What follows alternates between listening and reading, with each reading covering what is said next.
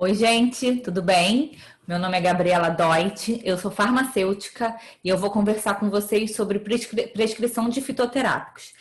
Primeiro, eu gostaria de agradecer, ao Congresso Brasileiro de Biodiversidade, Inovação de Tecnologia em Saúde pelo convite. É um prazer estar aqui falando com vocês.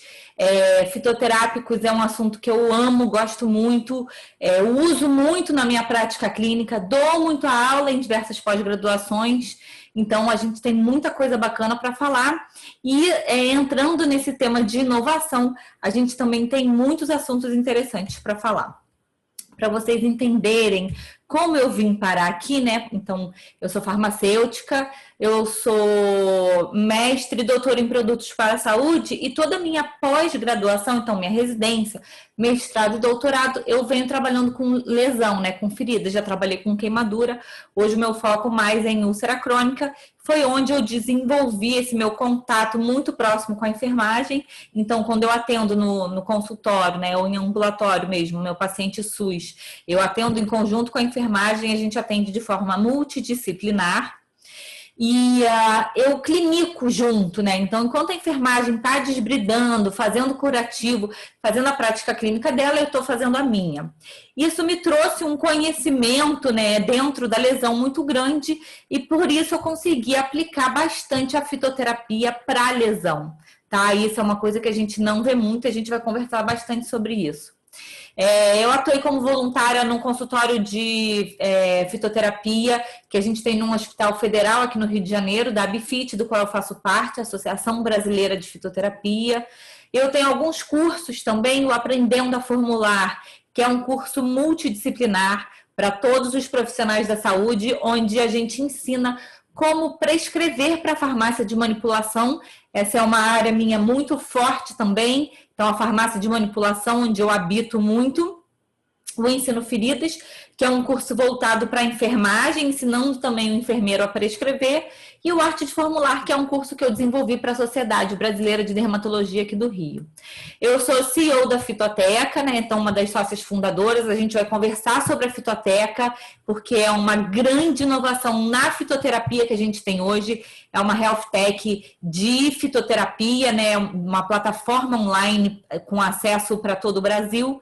Sou autora do livro Aprendendo a Formular e diversos capítulos de livros e também artigos e dou aula em muitas pós-graduações, né, de diversos temas. Então, dou aula de farmacologia, dou aula de fito, em diversas pós para profissionais de saúde, tá? Multidisciplinares. A gente hoje vai falar então sobre a fitoterapia. A fitoterapia ela é muito antiga, né? Então, na medicina tradicional chinesa, a gente tem achados de fitoterapia de mais de 5, 6 mil anos. Na medicina Ayurveda, a gente tem alguns achados em estômagos neandertais, né? Do homem lá das cavernas. Então, que era um homem que se alimentava estritamente de carne, né? De animal. A gente tem achados de plantas, restos de plantas pequenos, o que leva os estudiosos a crer que existia, né, que eles já faziam uso da planta com essa ação medicinal.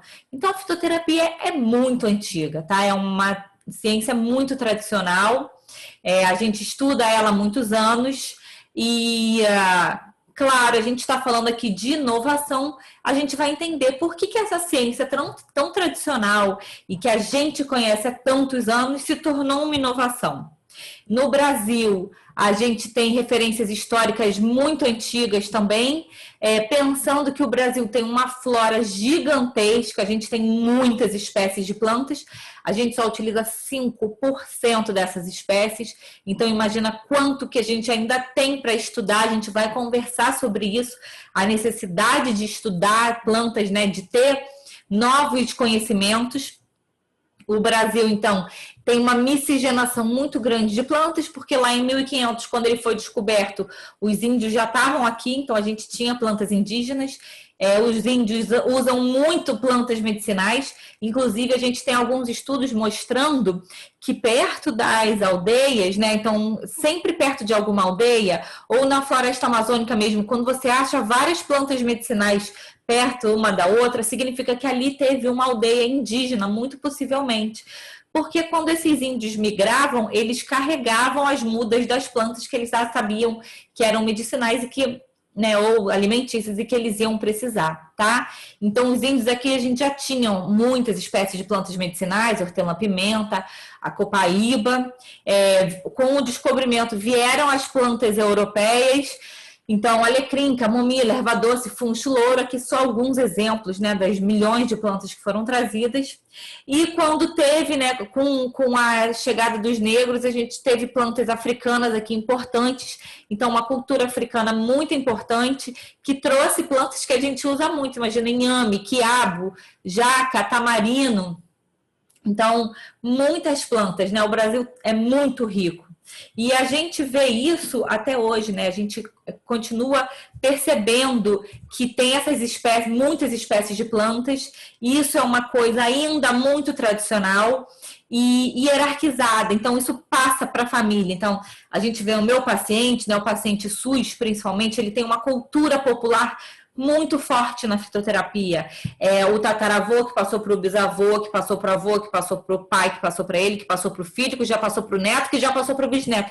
Então, são várias gerações usando aquelas plantas. É um conhecimento popular muito rico, né? Muito rico mesmo. Vocês têm aí o mercado do ver o peso, vocês sabem o quanto de plantas, como a gente tem um conhecimento popular muito rico. Claro, a gente precisa tomar cuidado, né, com o conhecimento popular, porque a gente está falando de planta e não é porque ela é natural que não faz mal. A planta tem uma série de fitoquímicos, né, então ela tem química, ela vai ter efeito, e se ela tem efeito, ela vai ter também efeitos colaterais e eventos adversos. Então, tem toxicidade, tem dose máxima, dose mínima, tem limitações, tem contraindicações. A gente vai ver isso tudo na fitoteca. Eu vou conversar com vocês sobre a fitoteca mais para frente, mas é importante a gente saber as características da planta.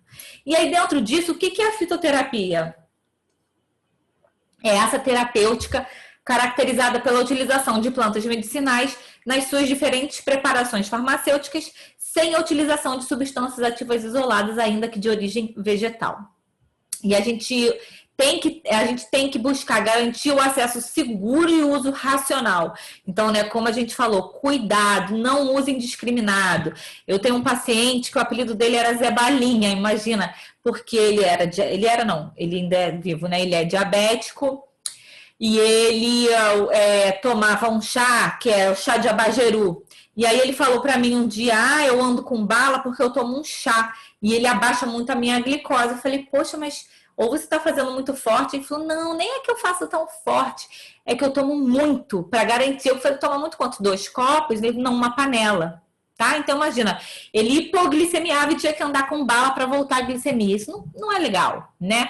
A gente tem que saber, o chá medicinal, ele tem que ser feito da forma correta. Lembrando que o chá é um remédio fitoterápico. A diferença de um remédio para um medicamento é muito grande. O remédio fitoterápico é a planta, né, que eu colhi, o fitoterápico que eu colhi, e eu não tenho acesso às informações dele, então eu não sei padronização, controle microbiológico, quantidade de fitoquímicos que tem ali dentro, né? Porque os fitoquímicos vão ter alteração de acordo com o lugar onde a planta é plantada, a forma como ela é colhida, o momento, se é manhã, se é tarde, se é noite, se é inverno, se é a estação do ano, tá? Enquanto que o medicamento, quando eu prescrevo para a farmácia magistral, né, quando eu prescrevo para a farmácia de manipulação, eu tenho tudo, eu sei todas as informações. Eu sei a padronização dos fitoquímicos, eu sei controle microbiológico, eu tenho os testes todos os testes dele, eu sei tudo, todas as informações, validade, laudo de análise, tudo. E aí ele é um medicamento, ele é absolutamente controlado. Eu estou prescrevendo para a farmácia de manipulação. Ambos têm efeito, ambos são fitoterápicos, mas eu vou ter diferença do que é remédio e do que é medicamento, tá? E aí, dentro disso, né, qual é a função, qual é o papel da gente enquanto profissional de saúde na fitoterapia? Não é só prescrever, é muito maior, não é só entender da planta. Então, isso vai muito mais além. E para a gente entender a fitoterapia como uma inovação e até para a gente entender as plantas, a gente precisa, e eu trouxe essa introdução para que a gente perceba e entenda a importância da fitoterapia. As características aqui eu tirei da resolução do CFF, do Conselho Federal de Farmácia, mas elas valem para todos os profissionais de saúde. Então, a gente tem que saber os benefícios das plantas medicinais. Quando eu estou clinicando, quando eu recebo o meu paciente no consultório, eu tenho que saber se aquela planta vai ter um benefício para ele, se ela vai ter um risco, se o benefício é maior que o risco, se vale a pena eu prescrever para aquele paciente. Eu tenho que saber fazer a avaliação clínica e prescrever essa planta. Então, qual é a forma correta de prescrever uma planta? A gente vai ver mais para frente. Você não pode prescrever de qualquer forma, tá? É importante que a gente atue também na pesquisa e produção de extratos e derivados vegetais. Então, a gente tem que pesquisar. Poxa, a gente tem uma fauna, uma flora tão rica e a gente conhece 5% dela. Gente, a gente que está na área de ponta, nós somos muito importantes para fazer pesquisa. A gente tem que ter esse olhar de pesquisador. E pesquisa é tecnologia, tá? Isso é muito importante. A gente tem que saber orientar quanto ao uso. Então, por exemplo, plantas que têm catequinas, né, que vão estimular mais. O paciente só pode tomar até 5 horas da tarde, para ele dormir bem. Plantas mais diuréticas, não tomar à noite, para não ir ao banheiro. Então, eu tenho que saber orientar, tá? Interações com alopatia também, o que ele já toma. Eu tenho que fazer essa entrevista com ele, entender o que é o meu paciente. Cultivo e manejo das plantas medicinais. Então, eu estou agora num projeto do SUS que a gente está fazendo um protocolo de plantação de plantas medicinais para comunidades quilombola, ribeirinhas, indígenas. Eu tenho que entender, né, quais são essas espécies, como que elas podem ser plantadas, qual é o horário, né, que momento que ela vai ter maior fitoquímico, por exemplo. A gente sabe que a hortelã, né, o mentol, ele vai ter diferença na composição se a planta é mais nova, então se é uma hortelã que acabou de nascer, ou uma hortelã que está mais madura. Então, quanto mais madura, maior a concentração de mentol. Eu tenho que saber isso tudo. Eu tenho que fazer atenção à saúde e eu tenho que também ter o conhecimento tradicional e popular. Por quê? Porque muitas vezes a gente vê, eu digo que a gente está na era da vegetalização. O que a gente tem visto? Apesar da fitoterapia ter toda essa tradicionalidade, né, vir de tantos mil anos atrás, a gente percebe que hoje em dia a indústria entendeu a importância e como a fitoterapia pode ser uma excelente aliada nossa. E assim, né, com isso, ela busca muitas vezes o conhecimento tradicional e popular e a partir dali ela extrai ou ela padroniza, né, aquele fitoterápico ou ela faz um medicamento. Um grande exemplo é o primeiro medicamento alopático que a gente teve, que é o AS. O ácido acetil salicílico é retirado da casca do salgueiro, que é a Salix alba, né, a planta, que já era uma planta muito utilizada há muitos anos para retirar dor, diminuir febre, etc. Tá? Então é importante que a gente tenha esse conhecimento. E claro, a fitoterapia tem muitas vantagens. A tradicionalidade, como a gente falou, os aspectos culturais, ou menos, né? Geralmente a gente vê menos efeitos colaterais e por isso a gente tem essa ideia do natural, não faz mal, que é uma ideia errada, tá? O que a gente sabe é que por conta desses inúmeros fitoquímicos, ou seja, a planta, em vez de ter uma substância, como o alopático, o ácido acetilsalicílico, ela tem várias substâncias, né, que a gente chama de fitoquímicos. Esses fitoquímicos, em conjunto, formam um fitocomplexo que vai, muitas vezes, diminuir os efeitos colaterais e até melhorar a ação da planta. E por isso, muitas vezes, a gente vê que a administração do fitoterápico tem menos efeito colateral, o que não significa que é natural e não faz mal. Fake news, tá? Vamos parar com isso. Fácil acesso, né? Muitas vezes eu tenho esse paciente que tem a planta no jardim dele plantada ou no vizinho e eles fazem essa troca, eles arrumam muda. Então, geralmente é de mais fácil acesso para o meu paciente. Tem desvantagens, a qualidade do rasurado. Então, quando eu tenho a planta seca, né, rasurada, não tenho ela plantada, quero fazer um chá medicinal. Fui ali à loja e comprei camomila. A camomila, a parte da planta utilizada é a folha. Então, se eu pego o meu saquinho de rasurado e olho... a folha não, desculpa, é a flor. Se eu pego o meu saquinho de rasurado e olho ali e não tem flor, não tem capítulo floral, não tá bom. Por quê? Porque a parte da planta utilizada é muito importante para que a gente tenha aquela ação medicinal, né? A planta, ela tem várias partes, cada parte dela vai ter fitoquímicos diferentes, e a gente tem que, na nossa prescrição, a gente vai ver isso quando a gente chegar nas plantas, saber a parte da planta utilizada, porque é ali que vai ter a nossa planta medicinal, tá? Automedicação, então a gente tem um número muito grande de pacientes que eu chamo até de vizinho terapia, né? Então, ele sabe que aquilo é bom, o tataravô já tomava, aquilo é uma coisa cultural da família dele, ele toma, ou ele coloca na lesão, ou ele toma indiscriminado, ele faz um monte de misturas, então, né, a forma como isso é feito não é legal, o paciente pode fazer o chá medicinal, pode se medicar, mas o ideal é que ele consulte você, né, o agente, né, o profissional de saúde, isso é muito importante. E carência de estudos robustos. Então, como eu falei, a gente tem que também estar incluído na ponta. Eu, claro, né, eu além de pesquisadora, eu clínico, então eu tenho essa ação nas duas pontas, mas é muito importante a pesquisa, porque é dela que vem parte da nossa prática clínica. Claro que na fitoterapia a gente sabe que existe uma carência, então eu não vou ter de cúrcuma longa vários ensaios clínicos, duplo cego, randomizados, sabe, com um N enorme, revisões sistemáticas, não tem, tá? É muito difícil a gente achar isso na fitoterapia. Então, a gente acaba trabalhando, né, com os estudos que a gente tem em mãos e muito com a nossa prática clínica, com a tradicionalidade, tá? Eu trabalho muito com fitoterapia contemporânea.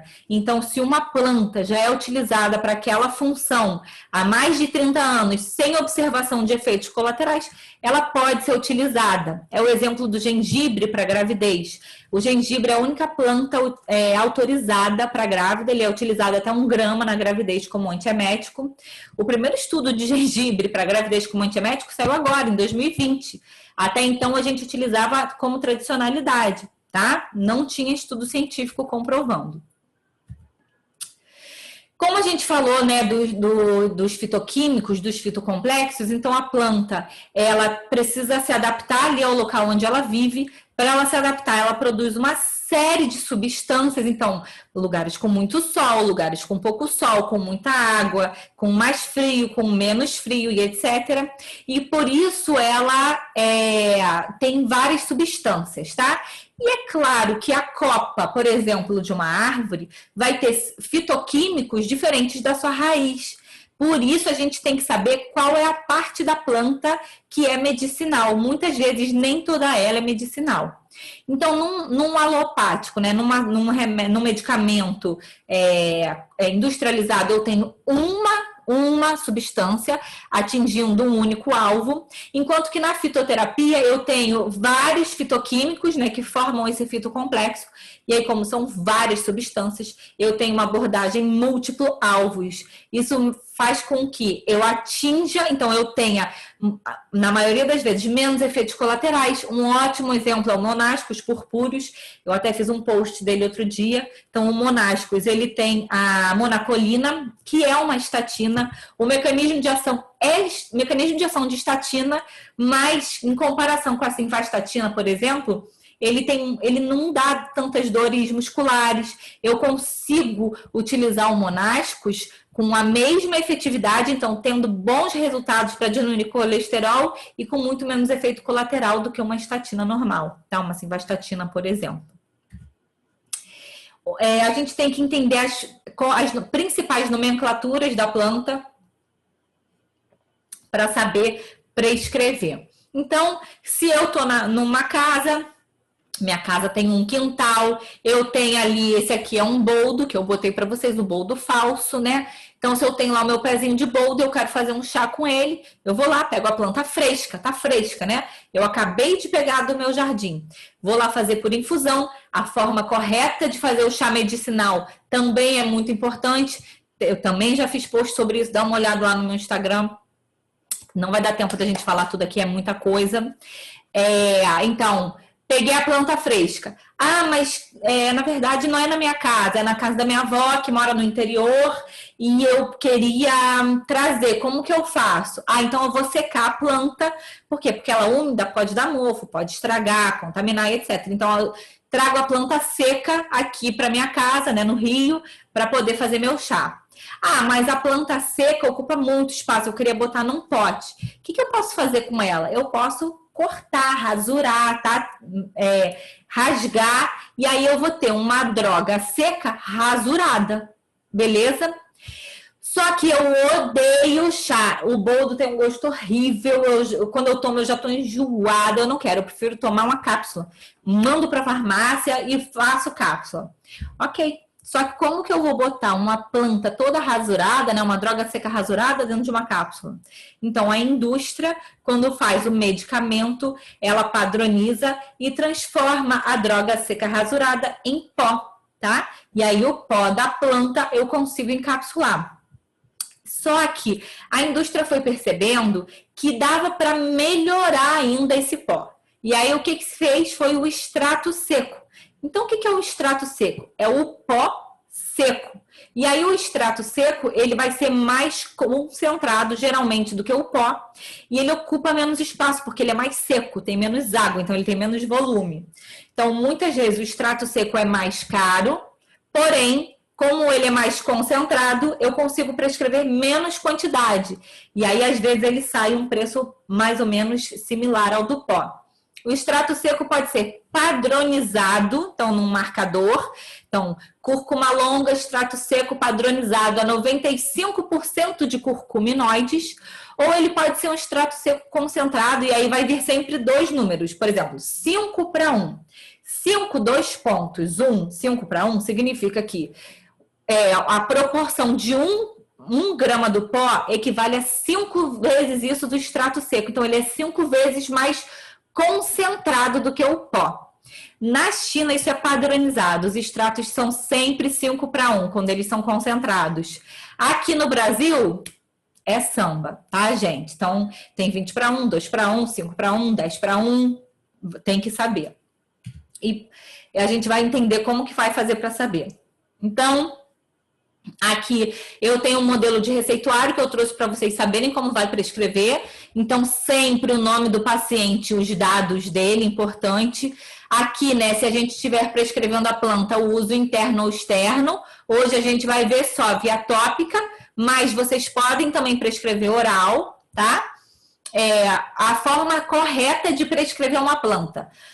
Pelo nome científico, e isso é muito importante. Por quê? A Angélica sinensis, ela vai ser Angélica sinensis aqui no Brasil, em Israel, na China, em qualquer lugar do mundo, ela vai ser Angélica sinensis.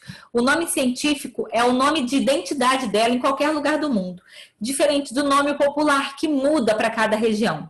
Outra coisa importante do nome científico, às vezes, várias plantas diferentes têm o mesmo nome popular. Um excelente exemplo é o do boldo. Lembra que eu falei lá, boldo falso? A gente tem pelo menos uns 3 boldos diferentes que são chamados de boldo. E são espécies diferentes, com ações diferentes. Então, a gente tem que saber o nome científico completo, nome e sobrenome da planta.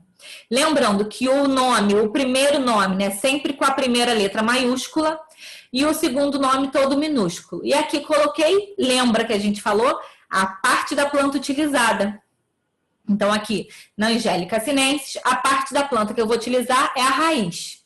Aí eu tenho que colocar se é um extrato seco, padronizado, se é pó, o que é, tem que colocar isso também, tá? A dose diária, então, quantos gramas eu estou prescrevendo. E aqui, eu aconselho prescrever em dose, em vez de em cápsulas. Por quê? Porque às vezes, principalmente quando a gente está falando de planta e ela tem um volume muito grande, ela ocupa muito espaço dentro da cápsula. Aí quando volta da farmácia, volta assim, uma dose igual a 2 cápsulas. Então, se você prescreveu uma cápsula e a farmácia falou 2, o paciente já está confuso. Isso para ele não é claro, tá? Se você prescreve em dose e ele lê uma dose igual a X cápsulas, isso facilita o entendimento dele. Duração do tratamento, super importante. Posologia, então como que vai tomar, frequência, que horas, etc. Data e prescrição. Carimba, assina e data o retorno do paciente. Isso é muito importante para ele não ficar repetindo a sua prescrição na farmácia sem parar. Ok? Como que eu vou fazer para saber, poxa, a Gabriela falou que eu tenho que saber o nome, o sobrenome científico, a parte utilizada, a padronização, da onde que eu vou partir, como que eu vou saber? Eu não tenho a mínima ideia nem para começar. Calma, tá? Então, você pode solicitar à farmácia de manipulação um memento. O que é um memento? O memento é como se fosse um caderno com todas as plantas que ela tem e com nome científico, nome popular, padronização. Existem mementos que dão até sugestão de formulação, tá? Toda farmácia tem memento? Não. Muitas não têm, inclusive. Por isso a Anvisa fez um memento fitoterápico que vocês podem baixar em PDF, tá? Feito a partir da farmacopeia brasileira. Esse memento é bem interessante, mas ele não tem todas as plantas do mercado, tá? Então não tem todas as plantas que a gente tem à nossa disposição. Por isso, a Fitoteca, eu queria conversar com vocês sobre a Fitoteca, essa plataforma digital que a gente vai lançar no ano que vem. Na Fitoteca, a gente está fazendo um banco de dados bem extenso, a gente já está perto de 400 plantas, tanto da farmácia de manipulação quanto da indústria, com todas as características de todas as plantas. Então, dose máxima, dose mínima, contraindicações, interações medicamentosas, os fitoquímicos presentes, tudo que você precisa saber sobre todas as plantas. Padronização, se é extrato seco, se é pó, se tem tintura, se não tem, como que prescreve tudo, tá? Então, vai ser uma plataforma online por assinatura. A gente vai, já tá a pré-inscrição, já tá valendo. Entra lá no nosso site Fitoteca, se inscreve para já garantir o teu lugar lá na fila. Ano que vem, assim que lançar, vocês vão ser avisados, principalmente quem tiver inscrito, que a gente manda direto para vocês, tá bem? Lembrando que quando a gente está falando de via oral, tá? Só os médicos podem prescrever todas as plantas. Existem 9 plantas que nenhum profissional da saúde que não seja médico, a gente não pode prescrever. Então, o farmacêutico, o enfermeiro, o nutricionista, o fisioterapeuta, nenhum profissional da saúde pode prescrever se não for médico. Essas são as 9 plantas. Então, tirando essas plantas, a gente pode prescrever qualquer outra, tá? Essas 9, não, só os médicos. E aí, vamos entrar falar um pouco sobre o uso tópico de plantas para cicatrização. Começando com o alginato, é uma planta que eu gosto muito, eu não sei se vocês sabiam que o alginato é um fitoterápico, tá? Então, é um composto derivado da alga marrom, que é essa alga aqui. Ele faz a troca iônica, né, com o sódio do sangue e o exudato. A gente sabe que tem muito boa ação e a gente gosta muito de alginato quando ele é importante, né, quando a gente quer diminuir aquele sangramento e etc., encorpar mais o gel, mas a gente sabe que tem dor, né? Tem paciente que não aguenta e sente muita dor. Isso é interessante na magistral, a gente pode prescrever concentrações pequenas de alginato que vão ter uma função razoável e às vezes não vão causar tanta dor no paciente, tá? É mais tolerável. Então, promove a hemostasia, absorve exudato, forma o gel que mantém a umidade, promove granulação, auxilia desbridamento autolítico, claro, né? Vai manter a umidade e remove sem trauma. Camomila. Adoro camomila, uso muito, prescrevo muito. Então, aqui, ó, botei para vocês. Matricária, camomila, parte utilizada, flor, tá? Então, a dose recomendada tópico é de 1 a 10%. A camomila tem substâncias que são extremamente calmantes, que é o azuleno e o alfa-bisabolol. É refrescante, é dermopurificante. O alfa-bisabolol reduz citocinas pró-inflamatórias, que a gente quer muito, né, diminuir a inflamação da lesão, né, para poder favorecer a cicatrização. Funciona como agente condicionador da pele, então eu gosto também na pele íntegra, pele lesional, às vezes quando tá com aquele prurido, aquela coceira, ou até num pós-sol, às vezes eu coloco com calêndula, a gente vai ver calêndula lá para frente, que também é uma planta que eu gosto e uso muito. Então, propriedades anti-irritantes, anti-inflamatórias e antimicrobianas. alta concentração de pantenol, tá? Que vai ser um ativo que vai estimular a cicatrização e vai estar boa hidratação. E aí, lembra que a gente falou que na fitoterapia nem sempre a gente tem ensaios clínicos duplo cego, randomizados, maravilhosos? Pois é. Com camomila, eu só encontrei estudos em ratos, tá? Então, aumenta a taxa de contração da ferida, estimula a repitelização e formação de fibras de colágeno, influencia a proliferação celular. Na minha prática clínica, eu uso e gosto muito. Óleo de girassol, também uso e gosto muito. Eu tentei trazer as plantas que eu mais uso, tá? Quando a gente dá aula só de fito via tópica, aí eu coloco todas as plantas que a gente sabe que existem, tá? As que eu uso e as que eu não uso. Então, aqui o tempo é corrido, né? É importante fonte de AGE, então cuidado, o óleo de girassol é um óleo muito bom, muito rico. Ele vai ter AGE, que são os ácidos graxos essenciais, mas não é o óleo de girassol da sua cozinha que você usa para fritar pastel, tá? E eu tô falando isso para você porque é isso que você tem que falar pro seu paciente. Porque quando ele lê ali na tua prescrição óleo de girassol, ele quer pegar o da cozinha, que é barato, que ele compra o litrão. Não. E outra coisa, essas substâncias todas, esses ativos todos que eu tô trazendo para vocês, eu não uso puros, tá? Eu não uso óleo na lesão. Eu incorporo, geralmente, eu incorporo no gel. Tá? Eu faço um hidrogel, como eu diria assim, nutritivo, tá? Eu não uso gel puro, porque eu acho que se a gente pode melhorar, não só acelerar a cicatrização, mas melhorar a qualidade daquela célula, de repente diminuindo recidiva, que a gente sabe que é um grande problema do nosso paciente, é bem interessante, tá? Então, ele ainda tem ácido linoleico, ácido cáprico e caprílico, vitamina A, lecitina de soja, é importante papel como mediador pró-inflamatório, aumenta a migração de leucócitos e macrófagos, regula processos que procedem à mitogênese de células fibroblásticas, o gel creme fica legal, eu gosto muito de trabalhar com gel creme, geralmente meu paciente relata que na hora dele tirar a gaze, gruda menos, né, então ela adere menos à lesão, então menos chance de tirar a granulação, tá? Gosto muito. Papaína. A papaína, ela tem uma importante ação cicatrizante. A gente tem que lembrar quando que vai utilizar a papaína, tá? Então, que o desbridamento dela não é autolítico, ele é enzimático. Então, ela vai desbridar qualquer tecido que ela vê ali pela frente, sendo ele viável ou não. Cuidado com as concentrações que vocês forem usar. Lembrando que o protocolo varia de 2 a 10%. Beleza? Aqui no Rio, a gente fez estudos já lá na faculdade, né? Que a gente tem uma parceria muito forte da faculdade de farmácia com a faculdade de farmácia, com a faculdade de enfermagem, e a gente manipula no gel, tá? Então, além do desbridamento enzimático, eu vou ter alguma coisa de autolítico e consigo também manter a umidade sem macerar a borda. A papaína, então, ela vai pegar essa proteína e vai quebrar ela toda em peptídeos e em seguida em aminoácidos. E aí esses aminoácidos conseguem se rearranjar e uma vez rearranjados, eles conseguem melhorar a cicatrização e tirar o tecido digitalizado, tá? Própolis. Adoro própolis. Gosto muito, uso muito. O própolis, ele tem pra gente mais ou menos a mesma função que ele faz na colmeia.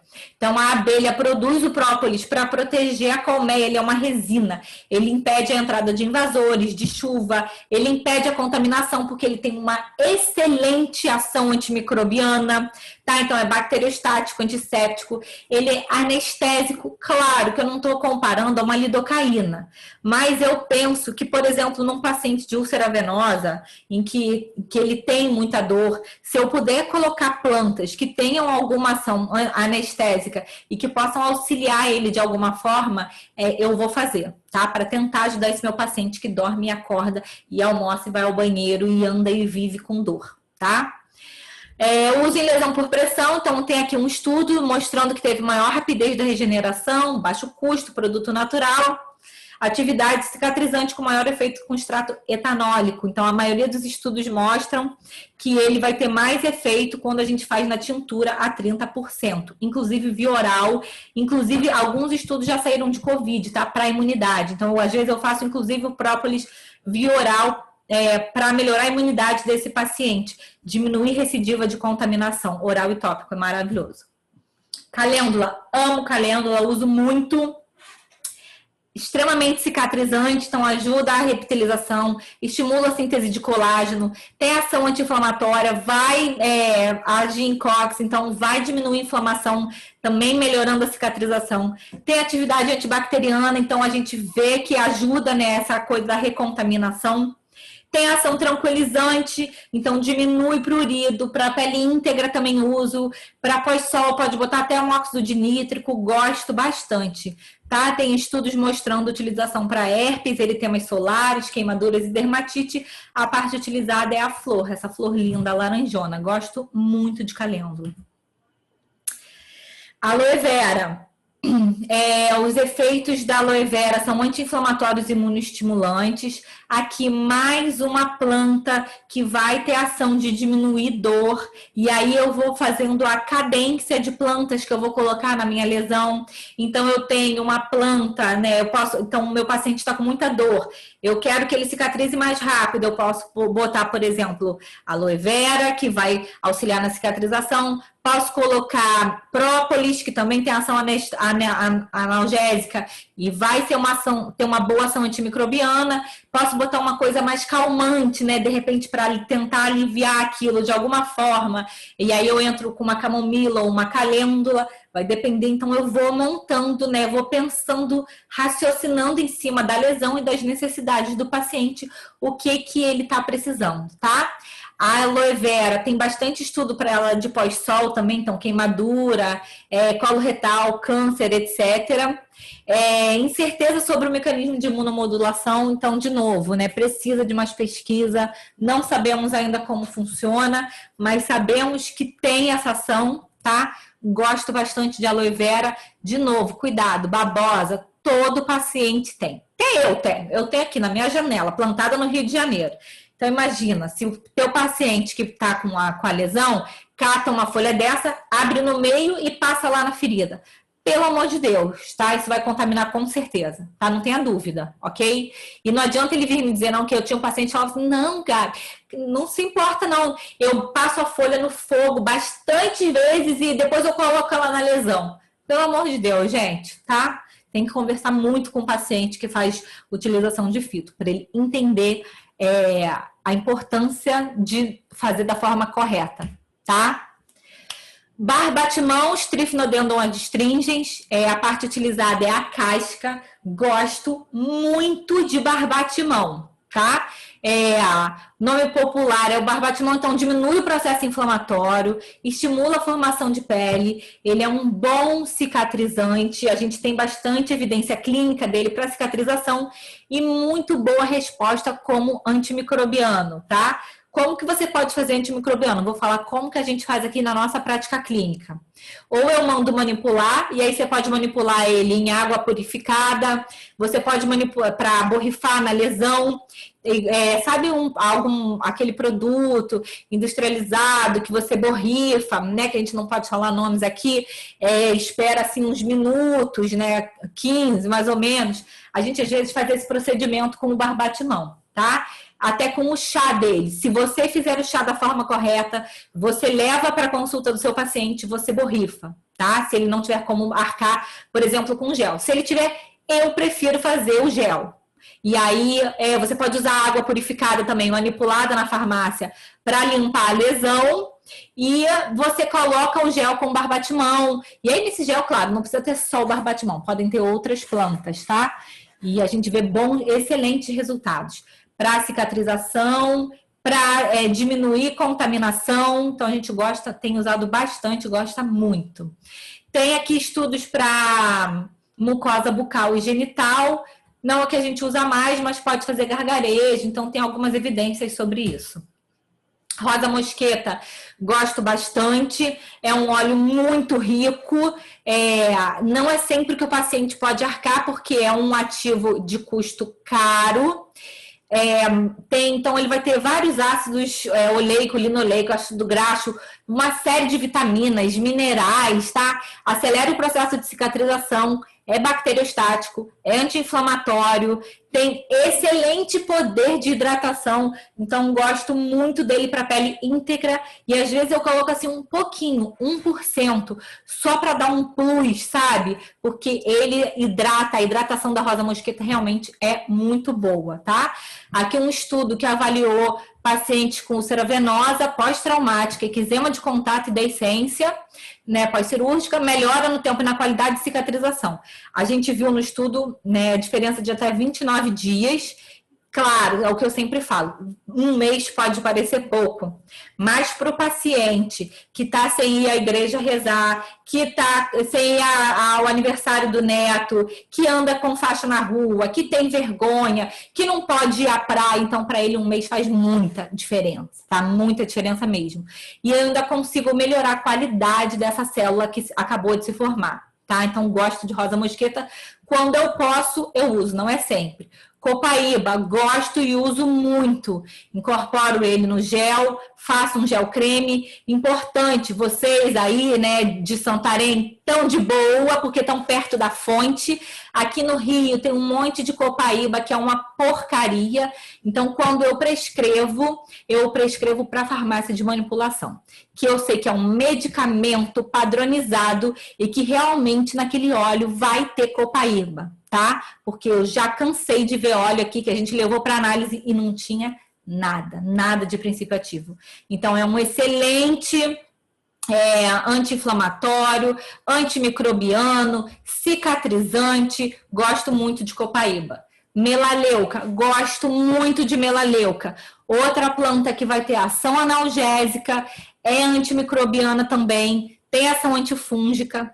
E aí, de novo, diminui a infecção por bactérias e fungos e alívio da dor local. Agente antimicrobiano contra MRSA, olha o ano, 1995. Não consegui achar artigos mais recentes sobre MRSA com melaleuca. Será que é a mesma de 1995? Provavelmente não, né? Porque muitos anos para essa bactéria nojenta que a gente odeia se mutar, tá? Então, provavelmente o MRSA já é outro. Mas ela tem uma boa ação antimicrobiana, tá? Independente disso. Óleos mais baratos e que eu uso e que tem boa efetividade.